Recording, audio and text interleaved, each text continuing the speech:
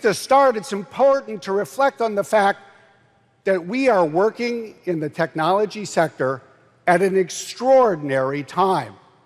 I think to illustrate this, we can just look at 1 month, an extraordinary month, the month of January that started this year.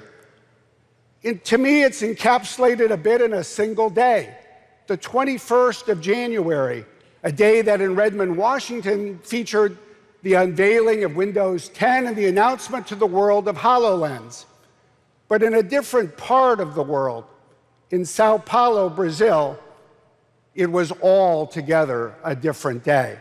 Oh, the day started like any other. It was a nice morning. But as it unfolded, the police arrived at the apartment of one of our executives in Brazil. They burst past the gates. They not just knocked on the door, they demanded that he be produced and that he appear before a court. Why? Because the Brazilian police were demanding, as part of a law enforcement investigation, that Microsoft turn over Skype data of a Brazilian customer.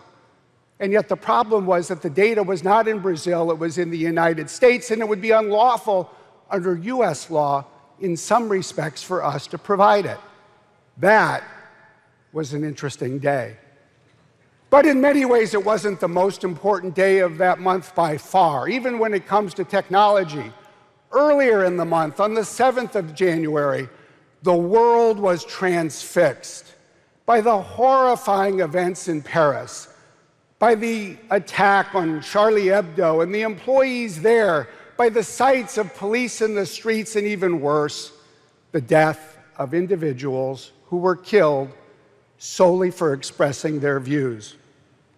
A day later, the issues were not just about a terrorist attack. There was the largest manhunt in France in 2 decades.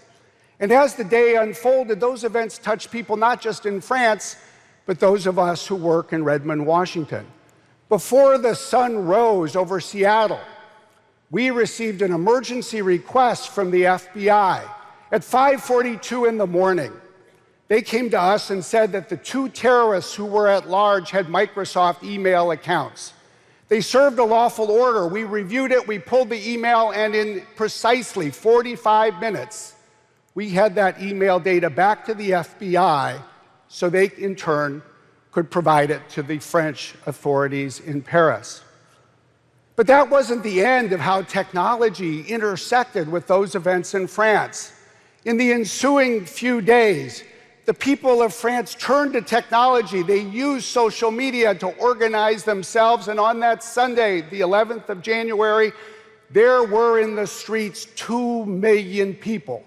More people standing in solidarity in the streets of Paris, literally, to support freedom of expression, since the world had seen when Charles de Gaulle led the parade down the Champs-Élysées when Paris was liberated in 1944. And yet, just a few days later, the events moved across the English Channel to London, where Prime Minister Cameron talked about what had happened in France and said, this shows why we need to change the law and tighten restrictions on the use of encryption. And 2 weeks after that, they went back across the English Channel again, as the French government talked about the need to change the law as it applied to freedom of expression. Everything I just showed you happened in just a single month. And yet, the year as a whole, the past 12 months, have been even more extraordinary still. And if there was one extraordinary day in this extraordinary year, I think it was this day, the 24th of November. A day in Los Angeles when people got up and went to work, and some of them went to work here at Sony Pictures Entertainment. But as we all know, when some of them arrived, their computers did not work, they could not access their email, they could not retrieve their documents, and as they dug in to find out what had happened, the facts took them across the Pacific to North Korea, where it began to become clear that an attack had been staged. And events moved from North Korea back to the United States, to Washington, D.C., where on the 19th of December, President Obama, before leaving on his annual holiday vacation in Hawaii, had this to say, as you see in this video.